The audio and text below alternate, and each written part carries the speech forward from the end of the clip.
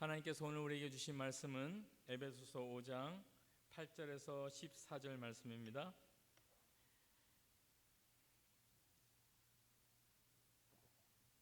에베소서 5장 8절에서 14절 말씀 제가 봉독해 드리겠습니다. 너희가 전에는 어두움이더니 이제는 주 안에서 빛이라. 빛의 자녀들처럼 행하라. 빛의 열매는 모든 착함과 의로움과 진실함에 있느니라. 주께서 기쁘시게 할 일이 무엇인가 시험하여 보라. 너희는 열매 없는 어두움의 일에 참여하지 말고 도리어 책망하라. 저희의 은밀히 행하는 것들은 말하기도 부끄러움이라. 그러나 책망을 받는 모든 것이 빛으로 나타나나니 나타나지는 것마다 빛이니라. 그러므로 이르시기를 잠자는 자여 깨어서 죽은 자들 가운데서 일어나라. 그리스도께서 내게 비추시리라 하셨느니라. 아멘. 오늘은 빛의 자녀들처럼 행합시다라는 제목으로 우리 함께 은혜를 나누고자 합니다.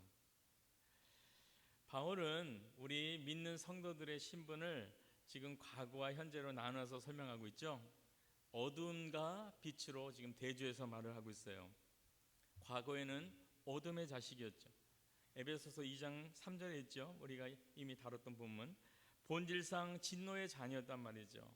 근데 현재는 빛의 자녀입니다. 이 말의 의미는 우리가 전에는 단지 어둠 속에 지냈다는 의미가 아니고요. 우리 자체가 어둠이라는 것이에요. 우리가 바로 그 어둠 자체였다는 것을 말하는 것이고, 마찬가지로 이제 빛 속에 거하는 자라는 얘기가 아니고요. 빛 자체가 되었다는 얘기를 지금 하고 있어요. 바로 8절이 그런 말씀이잖아요.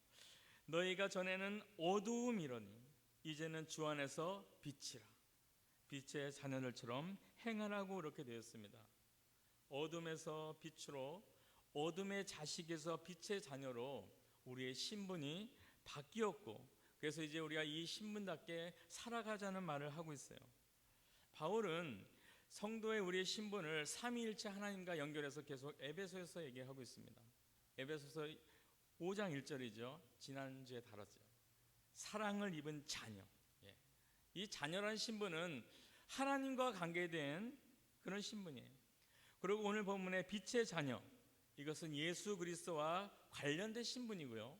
그리고 우리가 나중에 다룰 에베소서 6장 10절에 하나님의 전신갑주를 입은 군사, 이것은 성령 하나님과 관계된 신분인 것입니다.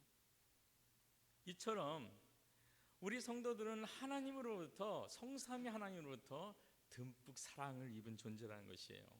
그러므로 어둠의 자리가 아니라 거기서 벗어나서 하나님의 자녀로 됐다는 감사한 일이라는 것을 얘기하고 있습니다. 본문 가운데서 하나님께서 우리에게 주신 신분은 그 세 가지 중에서 빛의 자녀죠. 그러므로 빛의 자녀답게 이렇게 행하라는 것입니다. 예수님께서 마태복음 5장 14절에 뭐라고 하셨습니까? 너무나 유명한 말씀이죠. 너희는 세상의 빛이라. 산 위에 있는 동리가 숨기우지 못할 것이다, 이렇게 말씀했어요. 이것을 기억하고 우리는 세상을 비추는 빛의 자녀로, 그리고 세상을 이렇게 우리를 드러내는 그런 삶을 살아야 되는 것입니다. 그럼 어떻게 사는 것이 빛의 자녀로 사는 것인지 오늘 본문을 통해서 함께 나누어 보고자 합니다. 첫 번째로 빛의 자녀는 열매가 있어야 돼요. 열매 있는 삶을 살아야 됩니다. 바울은 5장에서 사랑을 입은 자녀로서 행할 일을 부정적인 측면에서 얘기했어요. 지난주에 다뤘었죠. 5장 3절 4절 그리고 5절 7절에서 음행, 온갖 더러운 것, 그리고 탐욕, 그리고 이제 탐욕하는 자는 우상 숭배자라고 말씀을 드렸어요. 그리고 모든 죄악은 하나님께 범하지만 구체적으로 죄의 방향성이 있다 그랬죠. 음행은 자기 자신을 향한 방향성이라고 그랬어요. 그렇죠? 그리고 더러운 것은 상대방, 타인을 향한 방향성의 죄악이라고 말씀드렸고, 그리고 우상 숭배는 하나님을 향한 죄악이라고 말씀을 드렸습니다. 이제 오늘 본문에서 빛의 자녀로서 행할 일을 가르치고 있어요. 8절 9절이죠. 너희가 전에는 어둠이더니 이제는 주 안에서 빛이라. 빛의 자녀들처럼 행하라. 빛의 열매는 모든 착함과 의로움과 진실함에 있느니라 이렇게 되어 있어요. 우리 삶 가운데 이런 열매를 맺으라는 것이죠. 착함의 열매가 뭡니까 그러면? 이것은 우리가 생각하는 인간적인 성품으로 또 천성적으로 타고난 착한 것을 이야기하는 것이 아니에요. 이것은 열매를 얘기하고 있습니다. 빛의 자녀로서 살아갈 때 맺어가는 열매, 그것이 무엇입니까? 성경에서 착함, 이 선함에 대해서는 분명히 정의가 뭐냐면 하나님에 관련돼서 이야기를 하고 있어요. 마태복음 19장 17절을 보면 이렇게 되어 있죠. 어찌하여 선한 이를 내게 묻느냐? 선한 이는 오직 한 분이시다 이렇게 이야기하고 있어요. 예수님한테 물었을 때 예수님은 선한 목자로 했음에도 불구하고 선한 분은 하나님 한 분이라고 예수님이 이야기하고 있다는 것이죠. 이 얘기는 착하다는 것은 하나님 중심으로 살아간다는 말을 하고 있어요. 하나님 중심으로 살아가는 것. 어떻게 살아가는 것이 하나님 중심으로 살아가는 것입니까? 사도행전 4장 18절에서 20절을 보면 잘 나와 있어요. 그들을 불러 경계하여 도무지 예수의 이름으로 말하지 말고 가르치지도 말라 하니 베드로와 요한이 대답하여 가로되 하나님 앞에서 너희 말 듣는 것이 하나님 말씀 듣는 것보다 옳은가 판단하라. 우리는 보고 들은 것을 말하지 아니할 수 없다 하니. 제자들이 예수 그리스도를 증거하며 다니다가 공의회에 잡혀왔습니다. 그런데 이 공의회는 어떤 힘을 갖고 있었냐면 예수님을 사형 결정을 했던 그런 공의회예요. 힘이 있는 데죠. 그리고 지금 이 제자들을 죽일 수 있는 그런 권한을 갖고 있습니다. 그러나 이들이 그들 앞에 있었지만 그들은 하나님 앞에서 서 있다는 고백을 하고 있어요. 우리 눈으로 볼 때 강한 권력을 갖고 있는 공의 앞에 섰지만 그들은 바로 그 자리에서 내가 지금 이 자리에 서 있는 것은 하나님 앞에 서 있다고 말하고 하나님 앞에서 너희들의 말을 듣는 것이 옳으냐 아니면 하나님 말씀을 듣는 것이 옳으냐 오히려 반문을 하면서 이들에게 얘기하고 있어요. 무슨 얘기입니까? 외부의 상황에 따라 변하는 것이 아니라 나의 이익이나 불이익 때문에 이것을 계산하고 따지고 생각하는 것이 아니라 하나님 앞에서 그 말씀 앞에서 지금 내가 결정 내리는 것이 옳은가 생각해 보는 것.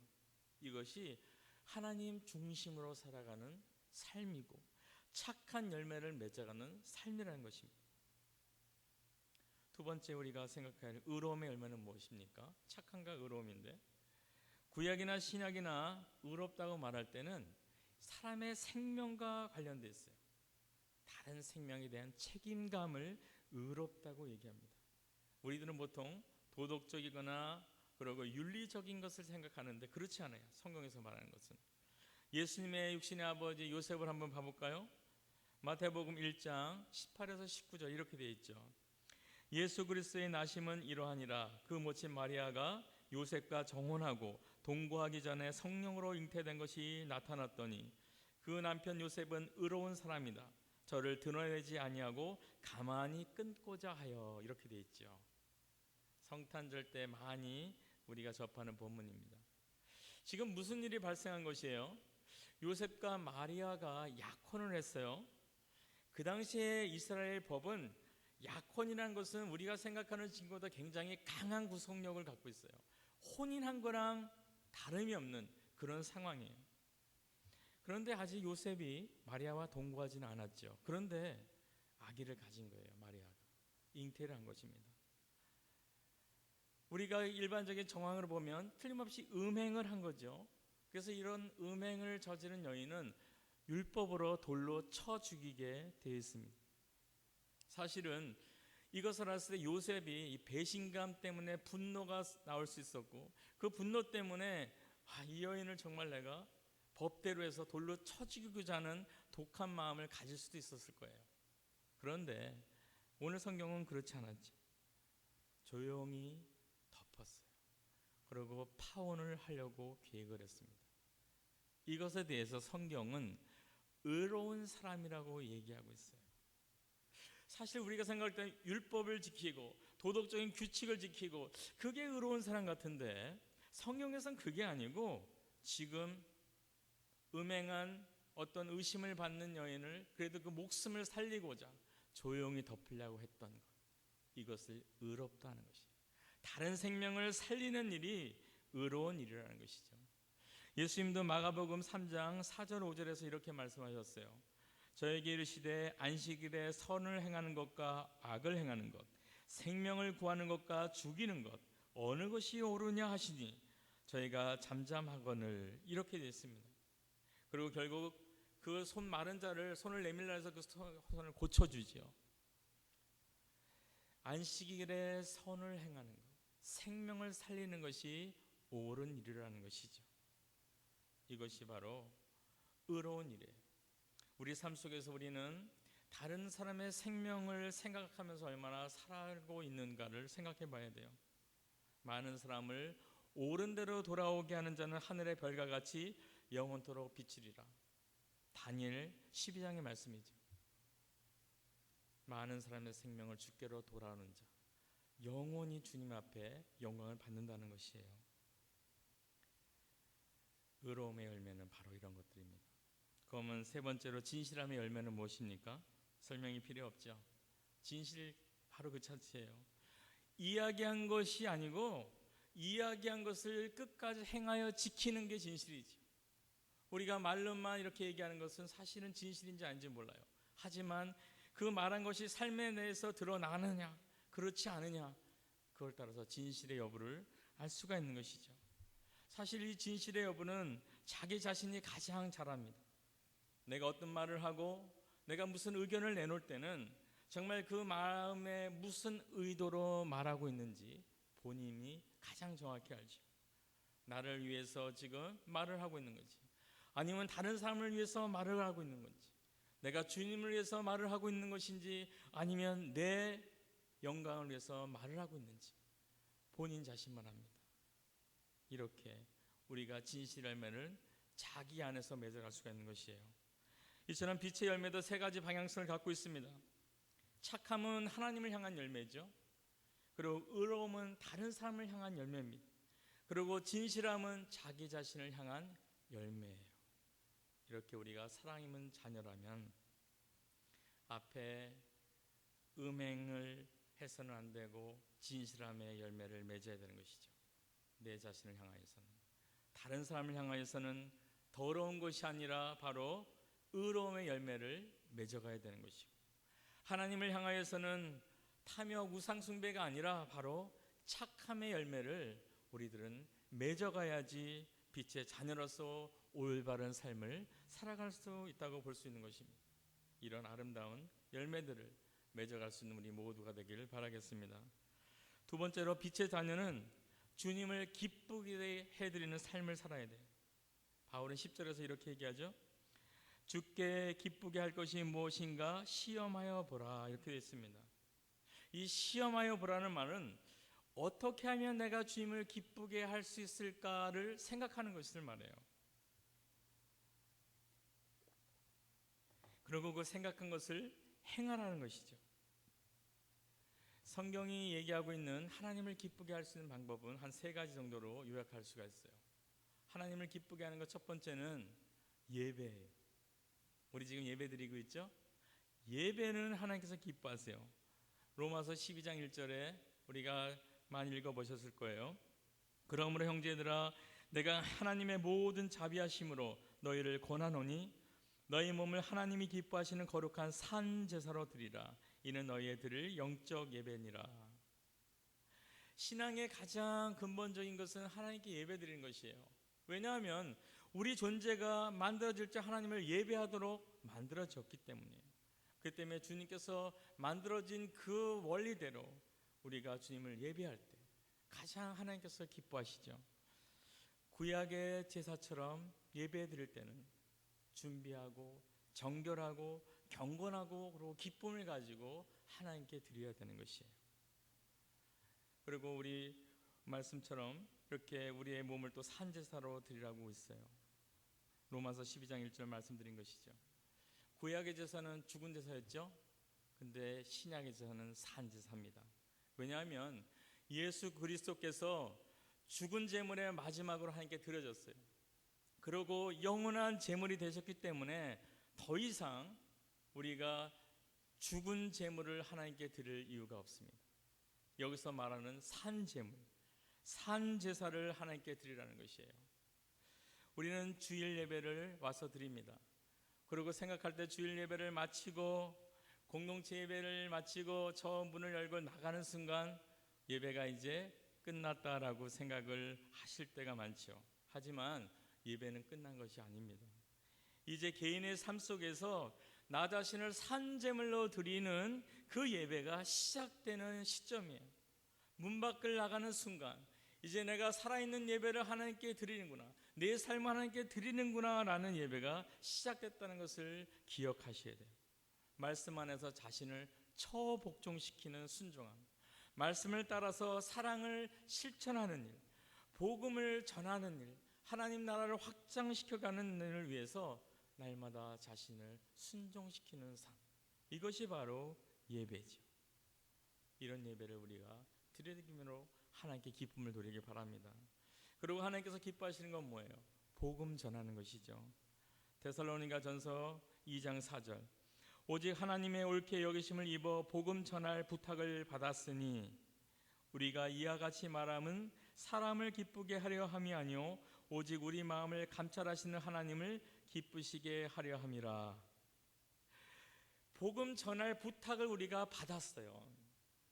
이 부탁을 받았는데 그 부탁받은 것을 우리가 실행해서 삶 가운데 복음을 전할 때 하나님께서 기뻐하실 수밖에 없는 것이죠. 복음은 천사가 전할 수가 없습니다. 그리고 예수님이 다시 이 땅에 오셔서 전할 수도 없어요. 이것을 전할 수 있는 유일한 사람 바로 우리들입니다. 먼저 믿은 우리들만이 이 복음을 전할 수 있어요.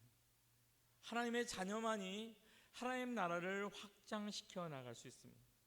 이렇게 복음을 직접 전하는 것 하나님께서 기뻐하셔요. 그와 동시에 빌립보서 4장 18절을 보면 내게는 모든 것이 있고 또 풍족한지라 에바브로 디로 편에서 너희의 준 것을 받음으로 내가 풍족하니 이는 받으실 만한 향기로운 제물이요 하나님을 기쁘시게 한 것이니라 하고 이렇게 되었어요. 복음을 위해 헌신하는 하나님의 종들을 돕는 것, 선교 헌금을 내고 또 이렇게 복음을 위해서 헌금을 하고 이런 것들이 바로 하나님께서 기뻐하시려는 거죠. 빌립보 교회는 복음 때문에 이 바울이 감옥에 갇혔을 때 그를 위해서 구제 헌금과 선교 헌금을 보내주었습니다. 그리고 지금 바울은 이것은 향기로운 제물이라고 말하고 있어요. 직접 복음을 전하는 것 귀한 일입니다. 그리고 또한 간접적으로 이렇게 복음을 전하는 분들을 돕는 것, 이것도 귀한 하나님이 기뻐하실 일이에요. 주님의 마지막 명령이 무엇입니까? 사도행전 1장 8절, 오직 성령이 너에게 임하시며 너희가 권능을 받고 예루살렘과 온 유대와 사마리아 땅끝까지 이르러서 내 증인이 되리라 하시니라. 바로 이것이 주님의 마지막 명령이죠. 이 일을 간접으로 직접으로 참여할 때 하나님께서 기뻐하시는 것입니다. 또 세 번째로 생활을 통해서 하나님을 기쁘게 할 수 있어요. 에녹 같은 경우는 평생을 주님과 동행했죠. 히브리서 11장 5절 6절, 믿음으로 에녹은 죽음을 보지 않고 옮기었으니 하나님이 저를 옮기심으로 다시 보이지 아니하로다.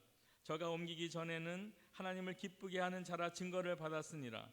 믿음이 없이는 기쁘시게 못하나니 하나님께 나아가는 자는 반드시 그가 계신 것과 또한 그가 자기를 찾는 자들에게 상 주시는 이심을 믿어야 할지니라. 에녹은 동행하는 삶을 통해서 하나님을 기쁘게 했어요. 에녹은 하나님의 뜻이 무엇인지 깨닫고 그 뜻대로 살아갔던 사람이라는 말을 드립니다. 하나님께서 얼마나 기뻐하셨습니까? 우리가 어떻게 하나님을 기쁘게 하셨습니까? 동행하는 건데 슬플 때나 기쁠 때나 감사할 일이 생길 때나 괴로운 일이 생길 때나 편안할 때나 우리가 평탄한 일을 걸어갈 때나 아니면 굴곡이 심해서 기어가야 될 정도 힘든 길을 걸어갈 때나 하나님께서 늘 나와 함께 계시다는 것을 믿을 때 하나님이 기뻐하시는 것이에요. 늘 나와 함께 계시는 하나님, 나에게 상 주시기를 기뻐하시는 하나님을 믿을 때 기뻐하신다는 것이에요. 내가 하나님을 꽉 붙들고 있는 그 믿음이 아닙니다. 하나님은 이 믿음 때문에 기뻐하시는 게 아니라 하나님께서 나를 붙잡고 계시다는 것을 믿는 것을 기뻐하세요. 하나님이 어떤 상황에서도 나를 내버려 두지 않고 버려두지 않고 잊지 않으시고 나를 꽉 붙잡고 계시다는 사실을 믿고 어떤 삶에서도 절망하거나 두려워하거나 쓰러지거나 낙심하지 않고 기쁨으로 나아가는 것, 이것을 기뻐하십니다. 빛의 자녀들은 예배로서 주님을 기쁘게 하고 복음을 전함으로 또 생활로서 하나님을 기쁘게 해드릴 수 있습니다. 우리가 항상 어떻게 하면 하나님을 기쁘게 해드릴까 생각하면서 이것을 행하며 살아갈 수 있는 모두가 되길 바라겠습니다. 세 번째, 빛의 자녀는 잠자는 데서 깨어 일어나는 삶을 살아야 돼요. 13절이죠. 그러나 책망을 받는 모든 것이 빛으로 나타나나니 나타나지 않는 것마다 빛이니라. 나타나는 것마다 빛이니라. 이 책망받는 모든 것이 심판으로 말미암아서 드러난다고 되어 있어요. 그래서 바울은 11절 12절에서 이렇게 말하죠. 너희는 열매 없는 어둠의 일에 참여하지 말고 도리어 책망하라. 저희의 음물이 행하는 것은 말하기도 부끄러움이라. 이렇게 경고하고 있습니다. 예수님께서 이 땅에 계실 때도 숨은 것이 드러나지 않을 것이 없다고 했어요. 숨겨둘 것이 없다는 것입니다. 주님이 빛을 비칠 때, 우리가 그 앞에 섰을 때 숨겨둘 만한 것이 아무것도 없다는 얘기를 하고 있어요. 우리가 골방에서 몰래 얘기한 것이 온 세상에 널리 퍼진다고 했습니다. 주님 앞에 그 빛이 비칠 때는 감출 것이 아무것도 없다는 얘기예요.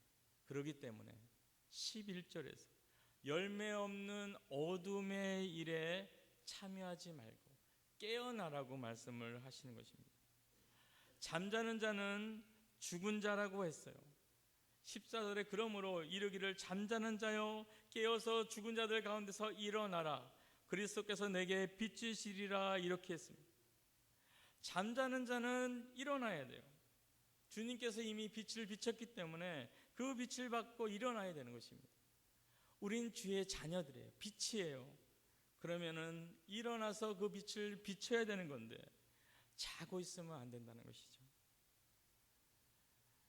우리가 어둠 속에 있다가 빛의 자녀가 됐을 때 우리는 원치 않아도 어둠의 세력과는 전쟁을 시작하게 됩니다. 오늘 말씀해 보면은 우리가 어둠의 옷을 벗고 빛의 갑옷을 입자고 하고 있어요. 빛의 갑옷이라고 말하고 있습니다. 갑옷은 언제 있습니까? 전쟁할 때 입죠. 전쟁은 내가 원치 않는다고 중지되는 것이 아니에요. 내가 원치 않아도 상대방이 쳐들어오면 우리는 그 전쟁을 맞이해서 싸워야 돼요. 만약 이것을 인식하지 않고 갑옷을 입지 않는다면, 자고 있다면 매일 우리가 거쳐야 되는 영적인 전쟁에서는 쓰러질 수밖에 없어요. 어둠에 속한 일을 할 수밖에 없다는 것이죠. 빛의 자녀다운 삶을 살 수가 없다는 것이에요. 그렇기 때문에 잠자는 자리에서 일어나서 빛의 갑옷을 입어야 된다는 것입니다. 우리가 전쟁 중이라는 것을 기억해야 돼요. 사단은 우리에게 던집니다. 교만의 창을 던지고 유혹의 화살을 날리고 의심의 총알을 우리에게 쏘고 있고 믿음의 칼날을 지금 들이대고 있어요. 이것을 막기 위해서 빛의 갑옷을 우리가 입어야 되는 것이에요. Back to the Bible이라는 거기 선교 단체가 있는데 거기 세미나에 간 적이 있습니다. 라디오 방송도 나오죠. 그들의 통계에 의하면은 우리가 일주일에 4번 이상 경건의 시간을 갖지 않으면 그리스도인다운 삶을 살아갈 수 없다고 합니다. 그들이 조사를 해봤어요. 통계를 내보니까 일주일에 적어도 4번 이상 하나님과 깊은 교제를 나누는 경건의 시간을 가진 사람은 삶 가운데서 그리스도의 향기가 난다는 얘기예요. 그런데 그렇지 않은 분들은 크리스찬이라 할지라도 삶 가운데서 그리스도인이라는 것을 보기 어려운 삶을, 어둠에 속한 사람과 동일하고 비슷한 삶을 살아가고 있다는 것을 이해하겠습니다. 저는 그걸 들으면서 그래, 하나님과 교제하는 것이 얼마나 중요하고 그리고 얼마나 그 하나님으로부터 공급받는 힘이 얼마나 큰지를 더욱더 깨달았어요. 우리가 빛의 갑옷을 입어야 된다는 의미는 날마다 하나님과 교제하면서 우리의 심령을 새롭게 해야 돼요. 하나님의 말씀에 순종하면서 세상의 규칙이나 세상의 법칙을 따라가는 것이 아니라, 세상의 이론을 따라가는 것이 아니라, 세상의 상식을 따라가는 것이 아니라 그 상식을 뛰어넘는 삶, 그리스도인다운 삶을 살아가는 것을 말하는 것이에요. 우리는 빛의 자녀입니다. 우리는 바로 그 빛 자체라는 것이에요. 그렇기 때문에 주님 앞에서 우리가 빛을 비춤으로 세상에 책망해야 될 것을 책망하고, 세상의 죄들을 드러낼 것을 드러내고, 그리고 그들을 주님께로 이끌어갈 수 있는 그러한 모습으로 살아가야 되는 것입니다. 말씀을 정리합니다. 빛의 자녀는 열매 맺는 삶을 살아야 됩니다. 빛의 자녀는 하나님이 기뻐하신 일이 무엇인지 생각하고 행하면서 살아야 되는 것이죠.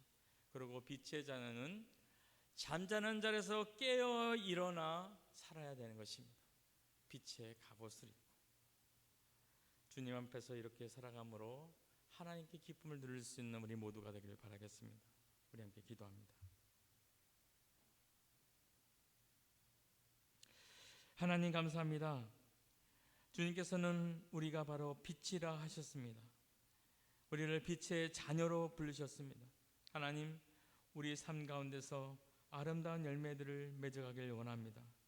주님이 원하시는 그런 열매를 맺기를 원합니다. 또 하나님, 빛의 자녀는 하나님께서 기뻐하실 일이 무엇인지 그것을 생각하고 행하며 산다고 했습니다. 그리고 하나님, 빛의 자녀는 잠자고 있는 자리에서 깨어 일어나 죽은 자의 삶이 아니라 빛의 자녀의 삶처럼 사는 것이라고 말씀했습니다. 하나님, 우리 오늘 말씀을 듣고 정말 주님께서 기뻐하시는 빛의 자녀다운 삶을 살아갈 수 있도록 우리의 하루하루를 주관하여 주시옵소서. 우리의 삶이 부족함을 고백합니다. 성령께서 도와주시고 성령께서 힘을 주시고 위로부터 공급해 주시는 그 능력으로 우리가 이처럼 살아갈 수 있도록 도와주심으로 아름다운 열매를 우리 삶 가운데 맺도록 이끌어가 주시옵소서. 우리 주 예수님의 이름으로 기도드립니다. 아멘.